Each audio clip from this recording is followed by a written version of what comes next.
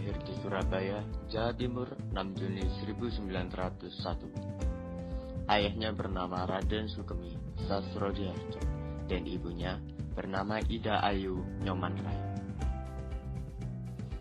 Ayah Bung Karno adalah seorang guru. Ayahnya bertemu ibundanya di salah satu sekolah dasar pribumi Singaraja, Bali. Nyomanrai merupakan keturunan bangsawan dari Bali dan beragama Hindu, sedangkan Raden Sukemi sendiri beragama Islam. Mereka telah memiliki seorang putri yang bernama Soekarnini sebelum Soekarno lahir. Insinyur Soekarno diberi nama Kusno Sosrodihardjo oleh orang tuanya. Karena ia sering sakit, maka saat berumur 5 tahun namanya diubah menjadi Soekarno oleh ayahnya. Nama tersebut diambil dari seorang panglima perang dalam kisah Baratayuda, yakni Karna. Nama Karna sendiri berubah menjadi Karno karena dalam bahasa Jawa pengucapan huruf A adalah U, sedangkan awalan Su mempunyai arti baik. Masa kecil Soekarno hanya beberapa tahun hidup bersama orang tuanya di Blitar. Ia juga sempat tinggal beberapa saat dengan kakeknya, Raden Hardjokromo di Tulungagung sebelum pindah bersama orang tuanya lagi di Mojokerto. Di Mojokerto, ayahnya menyekolahkan Soekarno kecil di SD Inland School. Namun pada 1911 Soekarno dipindahkan ke ELS untuk mempermudah ia diterima di Hooger Burger School HBS Surabaya. Setelah lulus dari Europe Flair School (ILS) pada tahun 1915, Soekarno Muda melanjutkan pendidikannya di Hooger Burger School Surabaya.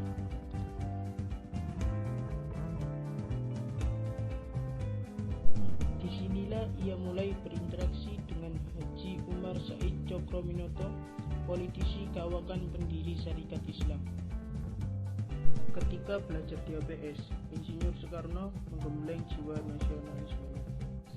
Beliau aktif di organisasi pemuda Trikoro Dharma yang merupakan bentukan daripada organisasi Budi Utomo yang fenomenal. Dan seiring berjalannya waktu, Insinyur Soekarno mengubah nama organisasi ini menjadi Jong Java atau Pemuda Jawa pada tahun 1918.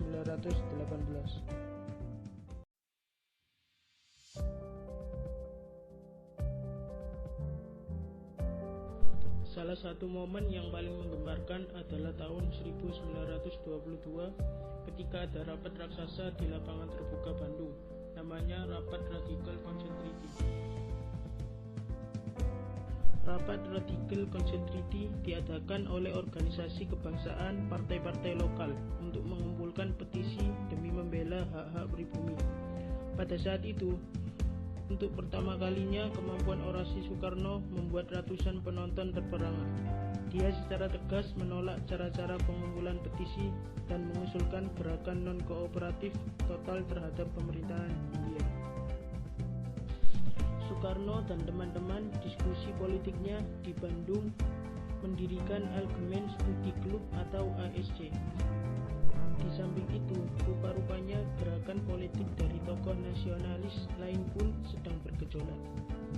Di antaranya para lulusan perguruan tinggi di Belanda yang mendirikan Indische Vereniging atau IV. Dari sisi lain, Partai Komunis Indonesia atau PKI, pimpinan Tan Malaka, Alimin, dan Munawar Musuh juga melancarkan gerakan pemberontakan pada November 1926, namun sayangnya gagal karena rencana yang kurang matang. Sampai pada akhirnya, Soekarno dari ASC dan teman-teman dari IV bersepakat mendirikan partai baru bernama Perhimpunan Nasional Indonesia atau PNI pada 4 Juli 1927. Puncaknya adalah tahun 1928 ketika PNI atau yang dikenal dengan Partai Nasional Indonesia menggelar kongres pertama di Surabaya dengan slogan Indonesia Siap Merdeka. Makin lebarlah sayap PNI sebagai partai yang didukung oleh rakyat.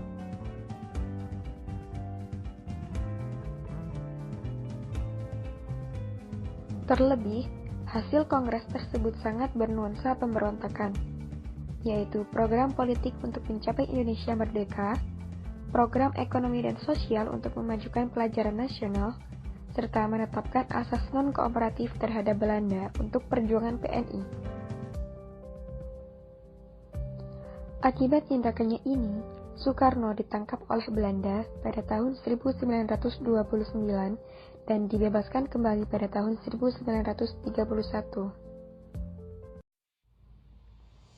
Pada bulan Juli 1932, Soekarno bergabung dengan Partai Indonesia yang merupakan pecahan dari PNI, dan akibatnya Soekarno kembali ditangkap pada bulan Agustus 1933 dan diasingkan ke Flores. Dan pada tahun 1938 sampai dengan 1942, Soekarno diasingkan ke Provinsi Bengkulu sampai masa penjajahan Jepang selesai di tahun 1942.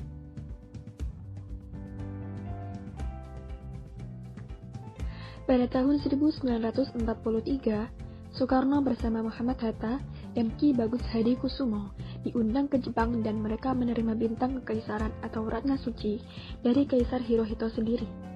Kejadian ini pun membuat pemerintah Jepang terkejut.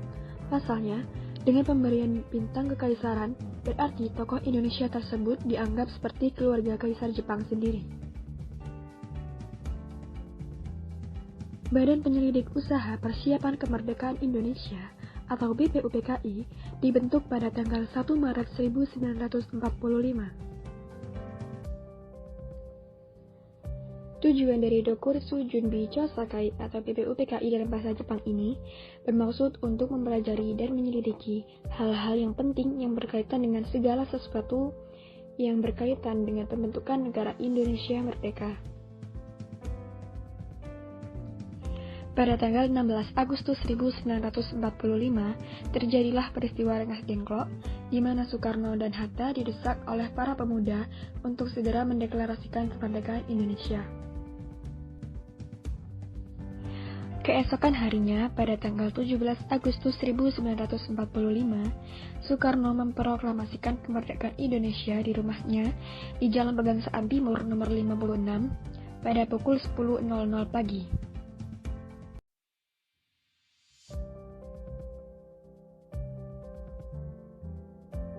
Nasakom Nasionalis Agamis Komunis.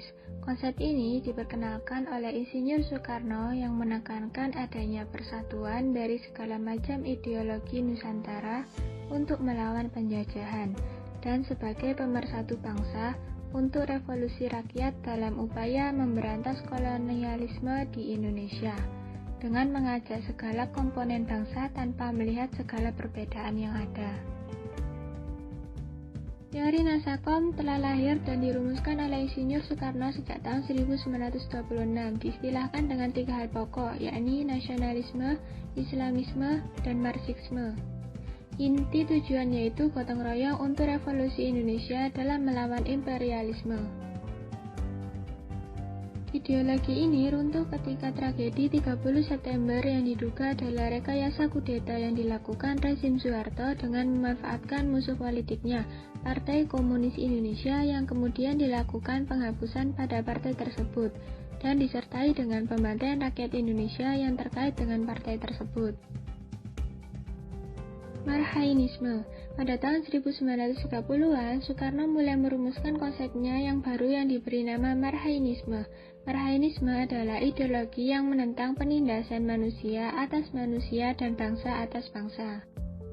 Ideologi ini dikembangkan oleh Presiden pertama Negara Republik Indonesia, Insinyur Soekarno, dari pemikiran Marxisme yang diterapkan sesuai natur dan kultur Indonesia. Soekarno mencetuskan Marhainisme, yakni untuk mengangkat harkat hidup masa Marhain, terminologi lain dari rakyat Indonesia yang memiliki alat produksi namun masih tertindas. Meski demikian, pengertian Marhain juga ditujukan kepada seluruh golongan rakyat kecil. Yang dimaksud ialah petani dan buruh yang hidupnya selalu dalam cengkeraman orang-orang kaya dan penguasa atau borjuis atau kapitalis. Asas Mainisme adalah sosionasionalisme dan sosiodemokrasi. Sosionasionalisme adalah kebangsaan yang sehat dan berdasarkan gotong royong dan kerjasama antar masyarakat. Sosiodemokrasi adalah paham yang menjunjung tinggi kedaulatan rakyat. Menurut Marhainisme, agar mandiri secara ekonomi dan terbebas dari eksploitasi pihak lain, tiap orang atau rumah tangga memerlukan faktor produksi atau modal. Wujudnya dapat berupa tanah atau mesin atau alat. Dalam konteks modern, kendaraan, perangkat, teknologi informasi, alat dapur, dan barang elektronik bisa saja diberdayakan dengan tepat guna sebagai modal atau faktor produksi. Meskipun tidak besar, kepemilikan modal sendiri ini perlu untuk menjamin kemandirian orang atau rumah tangga itu dalam perekonomian. Cara ini mendorong tercapainya efisiensi sekaligus mencegah pemborosan sumber daya serta sikap konsumtif. Dan karena hanya difungsikan sekedar menghasilkan surplus, modal yang tersedia juga mustahil ditimbun atau diselewengkan untuk menindas tumbuh kembangnya perekonomian pihak lain. Pancasila. Dalam perumusan Pancasila sebagai dasar negara, terdapat banyak sekali pengorbanan yang dilakukan oleh pahlawan kita di masa lalu. Bagaimana perjalanan perumusan Pancasila sebagai dasar negara? Pancasila sebagai dasar negara dan perumusannya Pancasila yang berasal dari bahasa Sanskerta. Panca yang berarti 5 dan sila berarti prinsip atau asas. Pancasila yang telah dirumuskan sebagai dasar negara ini juga merupakan rumusan dan pedoman kehidupan berbangsa dan bernegara bagi seluruh rakyat Indonesia. Sebelum Pancasila secara sah terdiri dari 5 sila yang dijadikan dasar negara dan juga pedoman hidup masyarakat Indonesia. Pancasila mengalami beberapa perubahan dalam perumusannya. Pada tanggal 1 Maret 1945, BPUPKI yang diketuai oleh Dr. Kanjeng Raden Tumenggung, Rajiman Wedyo Diningrat mulai merumuskan Pancasila untuk menentukan dasar negara Indonesia. Dalam sidang perumusan Pancasila tersebut terdapat beberapa ide yang tercetus. Muhammad Yamin mencetuskan 5 dasar dalam pidatonya pada 29 Mei 1945. Ide selanjutnya dicetuskan oleh Insinyur Soekarno pada tanggal 1 Juni 1945 dalam pidato yang berjudul Lahirnya Pancasila. Tanggal 1 Juni kemudian diperingati sebagai hari lahirnya Pancasila hingga saat ini. Dalam pidatonya, Insinyur Soekarno mencetuskan ide untuk Pancasila dengan ide kebangsaan Indonesia atau nasionalisme, kemanusiaan atau internasionalisme, mufakat atau demokrasi, kesejahteraan sosial, ketuhanan yang berkebudayaan. Setelah merumuskan dasar negara, BPUPKI membentuk panitia kecil yang terdiri dari 9 orang untuk kembali merumuskan dasar negara berdasarkan pidato yang diucapkan Soekarno pada tanggal 1 Juni 1945 dan menjadikan dokumen rumusan Pancasila sebagai teks untuk memproklamasikan kemerdekaan Indonesia.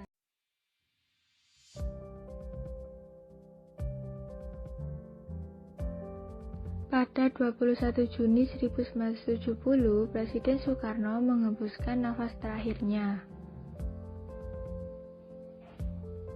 Beliau diketahui menderita penyakit batu ginjal, peradangan otak, jantung, dan tekanan darah tinggi sejak lama. Insinyur Soekarno dikucilkan dari rakyatnya di Wisma Yaso sejak penghujung Desember 1967. Bahkan keluarga dan kerabatnya pun sulit menemui beliau. Mereka harus mendapat izin lebih dulu dari otoritas yang berwenang. Tulis sejarawan Bob Haring dalam Soekarno Arsitek Bangsa. Gambar apa ini? Gambar tersebut merupakan Istana Batu Tulis Bogor. Soekarno pernah meminta agar dirinya dimakamkan di tempat itu. Namun, pemerintahan Presiden Soeharto memilih Kota Blitar, Jawa Timur sebagai tempat pemakaman Soekarno. Hal tersebut ditetapkan lewat Kepres RI nomor 44 tahun 1970. Jenazah Soekarno dibawa ke Blitar sehari setelah kematiannya. dan dimakamkan keesokan harinya bersebelahan dengan makam ibunya. Upacara pemakaman Soekarno dipimpin oleh Panglima ABRI Jenderal M. Panggabean sebagai Inspektur Upacara. Pemerintah kemudian menetapkan masa bergabung selama 7 hari. Berikut ini adalah video prosesi pemakaman Presiden Republik Indonesia Insinyur Soekarno. Thank you.